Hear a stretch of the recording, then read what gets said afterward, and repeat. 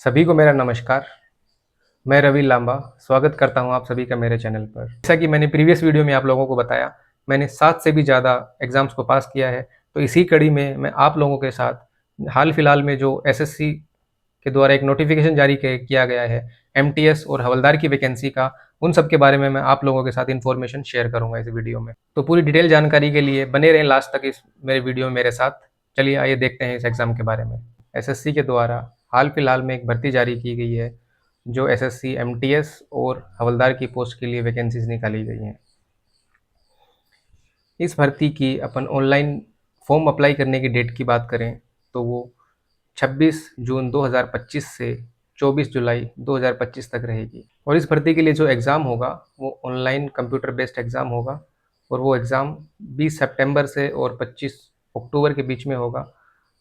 तो देखा जाए तो लगभग 2.5 से 3 महीने का टाइम एक एस्पिरेंट को मिलेगा इस भर्ती की तैयारी करने के लिए। और नोटिफिकेशन में ही पहले पेज पर बड़े-बड़े अक्षरों में सरकार के द्वारा महिला परीक्षार्थियों से एक आग्रह किया गया है कि सरकारी जॉब के लिए ज़्यादा से ज़्यादा महिलाएं आवेदन करें, ताकि जेंडर इक्वलिटी भारत में बनी रहे और महिलाएं भी देश के प्रगति में अपना योगदान दे सकें। मेरा भी महिला परीक्षार्थियों से आग्रह रहेगा कि ज़्यादा से ज़्यादा फॉर्म अप्लाई करें और अपनी भागीदारी सुनिश्चित करें। अब बात करते हैं वैकेंसीज़ की। एमटीएस के लिए अभी फाइनल वैकेंसीज़ और टेंटेटिव वैकेंसीज़ कुछ भी नहीं दर्शाया गया है, क्योंकि एसएससी को जो केंद्र सरकार के अलग-अलग डिपार्टमेंट्स हैं, वहाँ से डेटा अभी नहीं मिला है कि कितनी वैकेंसी खाली है एमटीएस के लिए। और हवलदार की बात करें, जिनकी पोस्टिंग कस्टम विभाग में और सेंट्रल बोर्ड ऑफ नारकोटिक्स में होगी, उनकी टोटल पोस्ट अभी 1075 पोस्ट दिखाई गई हैं, और ये वैकेंसीज़ भी अभी टेंटेटिव हैं। तो फाइनल डेटा अभी वैकेंसीज़ का नहीं आया। अगर फाइनल वैकेंसीज़ की बात करें तो 8 से 10,000 वैकेंसीज़ आने की संभावना है। लास्ट ईयर का ट्रेंड देखें तो लास्ट ईयर में भी ऐसा ही हुआ है। एसएससी है जो स्टार्टिंग में नोटिफिकेशन देता है फॉर्म अप्लाई करने के टाइम पे, उस टाइम पे टेंटेटिव वैकेंसी ही डालता है। जब एसएससी के पास सभी डिपार्टमेंट से पूरा डेटा कलेक्ट हो जाता है, उसके बाद एसएससी के द्वारा एग्ज़ाम से जस्ट पहले फाइनल वैकेंसीज़ डाल दी जाती हैं। तो लगभग अपन एक अप्रॉक्सीमेट लेकर चलें तो 8 से 10,000 वैकेंसीज़ इस भर्ती में आने की संभावना है। अब एज लिमिट की बात करते हैं तो एमटीएस की भर्ती के लिए जो एज लिमिट है वो कैंडिडेट की 18 से 25 साल के बीच में होनी चाहिए, और जो हवलदार की वैकेंसी है उसके लिए कैंडिडेट की जो एज है वो 18 से 27 साल के बीच में होनी चाहिए। इसके साथ ही अलग-अलग कैटेगरीज़ के जो कैंडिडेट होते हैं, जैसे SC, ST, OBC, divorce women and widows, central government के कर्मचारी और एक्स सर्विसमैन, उनके लिए एज के अंदर रिलैक्सेशन भी दिया गया है। एससी कैंडिडेट्स को जो नॉर्मल 18 से 27 साल की जो एज दी गई है, उसके बाद भी 5 साल का रिलैक्सेशन मिलता है। ओबीसी की बात करें तो ओबीसी कैंडिडेट्स को 3 साल की एज के अंदर छूट मिलती है। जो फिजिकली हैंडीकैप्ड हैं उन्हें ईडब्ल्यूएस में 10 साल, ओबीसी में 13 साल, और अगर कोई कैंडिडेट जो एससी एसटी कैटेगरी में आता है और फिजिकली हैंडीकैप्ड है, तो उसे जो 27 साल के बाद 15 साल और एक्स्ट्रा आयु में छूट दी जाती है। मतलब कि जैसे किसी कैंडिडेट की 27 साल पूरी हो गई है, उसके बाद भी प्लस 15 साल और अगर वो फिजिकली हैंडीकैप्ड है और एससी एससी कैटेगरी में आता है, तो उसके एक्स्ट्रा 15 साल बाद तक भी वो फॉर्म अप्लाई कर सकता है। और ये जो एज डिसाइड करने की क्रूशियल डेट दी गई है, वो डेट दी गई है 1/8/2025। फॉर्म अप्लाई करते टाइम कैंडिडेट्स को एक ख़ास चीज़ का ध्यान रखना है। वो ख़ास चीज़ ये है कि जब कैंडिडेट अपना फॉर्म अप्लाई करें तो उन्हें अपनी डेट ऑफ बर्थ उसको एंश्योर कर लेना है। जो उनकी डेट ऑफ बर्थ है वो वही डेट ऑफ बर्थ होनी चाहिए जो उनकी 10th की मार्कशीट में दी गई है।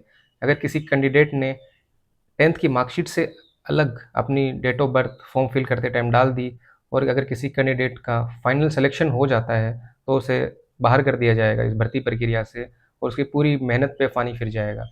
तो कैंडिडेट्स को मैं कहना चाहूँगा कि इस चीज़ को ध्यान से देखें और फॉर्म बहुत ही सावधानीपूर्वक भरें। अब बात करते हैं इस भर्ती के एग्ज़ाम प्रोसेस की।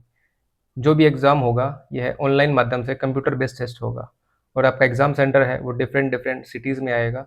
जो भी एग्ज़ाम कंडक्टिंग एजेंसी होगी उनके सेंटर्स बने होंगे, और वहाँ पे कंप्यूटर के माध्यम से एग्ज़ाम लिया जाएगा। एग्ज़ाम में एसएससी के द्वारा 2 सेशन डिसाइड किए गए हैं, सेशन 1 और सेशन 2। सेशन 1 में आपको सिर्फ मैथ्स और रीजनिंग पूछी जाएगी, और टोटल 40 क्वेश्चन होंगे, और इन 40 प्रश्नों को हल करने के लिए समय मिलेगा 45 मिनट। और सबसे खास बात यह है कि पहले सेक्शन के लिए कोई भी नेगेटिव मार्किंग नहीं रहेगी। मान लीजिए किसी कैंडिडेट को 40 में से 10 क्वेश्चन या 12 क्वेश्चन आते हैं, तो वो बाकी के क्वेश्चंस भी अटेम्प्ट कर सकता है और तुक्के भी मार सकता है। और ये जो पहला सेशन होगा ये क्वालिफाइंग नेचर का होगा। इसमें जो जनरल के कैंडिडेट्स हैं उन्हें 30% मिनिमम मार्क्स लाने हैं, और जो ओबीसी के कैंडिडेट्स हैं उन्हें 25% मार्क्स लाने पड़ेंगे, और बाकी अदर कैटेगरीज के जो कैंडिडेट्स हैं उन्हें कम से कम 20% क्वालिफाइंग मार्क्स लाने पड़ेंगे। और इस सेशन में किसी भी प्रकार की नेगेटिव मार्किंग नहीं होगी। जैसे ही आपके 45 मिनट खत्म होते हैं, 45 मिनट खत्म होने के बाद दूसरा सेशन उसके तुरंत बाद स्टार्ट हो जाएगा, और वो सेशन भी 45 मिनट का ही रहेगा, लेकिन उसमें जो नंबर ऑफ क्वेश्चंस हैं वो बढ़ जाएंगे, और सिर्फ उसमें भी 2 सेक्शन ही पूछे जाएंगे। एक आपका जनरल अवेयरनेस का और एक पूछा जाएगा जनरल इंग्लिश का। 25 क्वेश्चन आपके पूछे जाएंगे जनरल अवेयरनेस, 25 प्रश्न पूछे जाएंगे इंग्लिश के। जो मेरिट बनेगी वो सेकंड सेशन के आधार पे ही बनेगी। और इसकी खास बात कैंडिडेट्स को ये नोट करना है, जो पहला सेशन है, पहले सेशन में नेगेटिव मार्किंग नहीं होगी, लेकिन जो सेकंड सेशन होगा उसमें नेगेटिव मार्किंग है। एक अगर क्वेश्चन आपने गलत किया तो उसके लिए आपका 1 मार्क्स काट लिया जाएगा। और जो सेकंड सेशन है वो टोटल 150 मार्क्स का होगा, और उसके 150 मार्क्स में ही जो कैंडिडेट्स हैं उनकी मेरिट डिसाइड होगी। मेरिट लिस्ट में क्वालिफाई करने के आधार पर जिन कैंडिडेट्स ने हवलदार की पोस्ट के लिए क्वालिफाई किया है उन्हें फिजिकल एफिशिएंसी टेस्ट देना पड़ेगा। तो इसके स्टैंडर्ड्स की बात करें तो फिजिकल एफिशिएंसी टेस्ट के लिए जो मेल कैंडिडेट्स हैं उन्हें 1600 मीटर 15 मिनट में वॉक करना है, और जो फीमेल्स हैं उन्हें 1 किलोमीटर की वॉक के लिए 20 मिनट दिए जाएंगे। मेल कैंडिडेट्स की बात करें तो जो हाइट का क्राइटेरिया रहेगा वो रहेगा 157.5 सेंटीमीटर, और इसके साथ ही 81 सेंटीमीटर चेस्ट भी होनी चाहिए। वहीं अगर बात करें फीमेल कैंडिडेट्स की, तो फीमेल कैंडिडेट्स के लिए जो हाइट का क्राइटेरिया है वो रहेगा 152 सेंटीमीटर, और इसके साथ जो गर्ल्स कैंडिडेट हैं उनका वेट कम से कम 48 केजी होना चाहिए। और जो कैंडिडेट्स इन फिजिकल स्टैंडर्ड को मैच नहीं करते हैं तो उन्हें घबराने की कोई आवश्यकता नहीं है, क्योंकि मान लीजिए अगर किसी का ये फिजिकल स्टैंडर्ड अगर कोई मैच नहीं करता है तो मेरिट के हिसाब से उन्हें एमटीएस के लिए भी कंसीडर कर लिया जाएगा। अब बात करते हैं इस वीडियो के सबसे इंटरेस्टिंग पार्ट की। आप लोगों ने इतनी मेहनत की, एग्ज़ाम पास किया, और आफ्टर ज्वाइनिंग आपकी सैलरी क्या होगी और वर्क प्रोफाइल क्या होगा। सैलरी की बात करें तो ये जो एमटीएस की पोस्ट है ये लेवल 1 की पोस्ट होती है, और इसकी जो बेसिक सैलरी होती है वो होती है 18,000। जो इन हैंड सैलरी बनती है वो 30 से 32,000 मिलती है, और यह सैलरी अलग अलग सिटीज़ जैसे एक्स, वाई और जेड के हिसाब से वेरी करती रहती है। अगर अपन दिल्ली की बात करें तो एक कैंडिडेट को इन हैंड कम से कम 35,000 रुपये सैलरी मिलती है। जो हवलदार की पोस्ट है वह मिलने के बाद कैंडिडेट की जो पोस्टिंग होती है वो सेंट्रल बोर्ड ऑफ नारकोटिक्स या कस्टम्स या फिर इनकम टैक्स में होती है। और सबसे अच्छी बात इसमें जो कैंडिडेट्स वर्दी के शौकीन हैं तो उन्हें वर्दी मिलती है।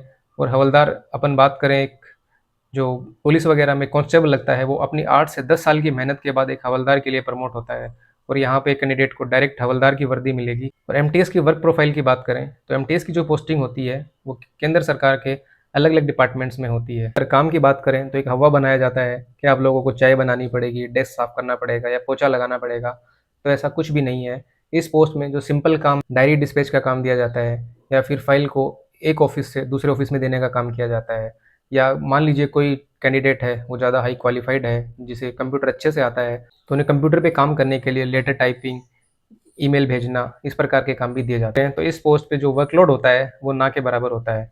एक कैंडिडेट के लिए जो इनिशियल स्टेज में है, जो 10th पास करके या 12th पास करके इस जॉब में जाता है या फिर अपनी पढ़ाई कंटिन्यू रखता है, तो उसके लिए सबसे बेस्ट जॉब है। इस पोस्ट पे रहते हुए और भी आगे एग्जाम्स की बहुत अच्छी तैयारी कर सकता है, साथ ही साथ उसे एक फाइनेंशियल सपोर्ट भी मिलता है। तो मेरे बहुत सारे दोस्त थे जिन्होंने इनिशियली इस पोस्ट को ज्वाइन किया, और उसके बाद वो बहुत ही अच्छी पोस्ट पर जैसे इनकम टैक्स इंस्पेक्टर, डब्ल्यूओ की पोस्ट पर, अकाउंटेंट की पोस्ट पर पहुंच गए। अब बात करें कैरियर ग्रोथ की, तो कुछ डिपार्टमेंट्स हैं जिनमें मान लीजिए आपने लेवल 1 पे ज्वाइन किया तो आप लाइफ टाइम लेवल 2 या लेवल 3 तक ही मैक्सिमम पहुंच पाते हैं। लेकिन कुछ अच्छे डिपार्टमेंट्स हैं उनमें आप डिपार्टमेंटल एग्ज़ाम्स के थ्रू हायर पोस्ट पे भी पहुंच सकते हैं। लेकिन मेरी कैंडिडेट्स को यही सलाह रहेगी कि एमटीएस की जॉब ज्वाइन करने के बाद कैंडिडेट्स अच्छे से और हायर लेवल एग्ज़ाम्स की तैयारी करें, जैसे सीजीएल हो गया, या फिर जो कैंडिडेट्स यूपीएससी के लिए इंटरेस्टेड हैं वो यूपीएससी की तैयारी भी कर सकते हैं, या फिर स्टेट एग्ज़ाम्स में जो अच्छी पोस्ट आती है उनके लिए भी तैयारी कर सकते हैं। एमटीएस में आपको फ़ायदा ये रहेगा, भले ही ये लेवल 1 की पोस्ट है लेकिन वर्कलोड ना के बराबर है, और आपको एक 30 से 35,000 रुपये एक सैलरी मिलेगी, जो काफ़ी हद तक जो फाइनेंशियल बर्डन है वो आपके ऊपर से कम कर देता है। बाकी की सारी इन्फॉर्मेशन जैसे एग्ज़ाम पास करने के बाद डीवी का क्या प्रोसेस रहेगा, मेडिकल का क्या प्रोसेस रहेगा, इन सब के बारे में मैं एक सेपरेट वीडियो बना के आपके साथ शेयर करूँगा। मेरे द्वारा दी गई जानकारी अगर आप लोगों को पसंद आई, तो मेरे चैनल को सब्सक्राइब करें, लाइक करें और अपने दोस्तों के साथ शेयर करें।